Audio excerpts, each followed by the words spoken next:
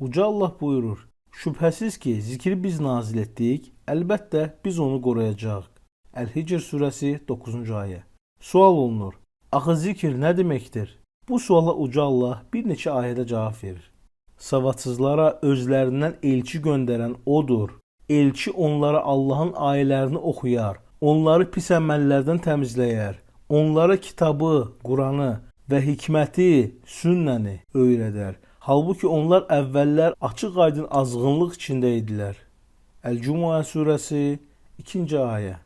Allah möminlərə öz aralarından onlara Allahın ayələrini oxuyan, onları günahlardan təmizləyən, onlara kitabı və hikməti, sünnəni öyrədən bir elçi göndərməklə mərhəmət göstərmişdir. Halbuki əvvəllər onlar açıq-aydın azğınlıqda idilər.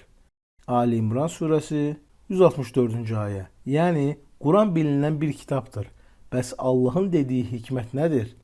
Hikmət, Peyğəmbərin səhih hədislərdə olan sünnədir ki, bunun özü də vəhiydən sayılır. Çünki Uca Allah Nəcm surəsinin 3-cü və 4-cü ayələrində buyurur: O istədiyini danışmaz, onun danışdığı yalnız vəhiy ilədir. Allah sənə kitabı və hikməti, Quranı və sünnəni nazil etdi və bilmədiyin şeyləri sənə öyrətdi. Ən-Nisa surəsi 113-cü ayə.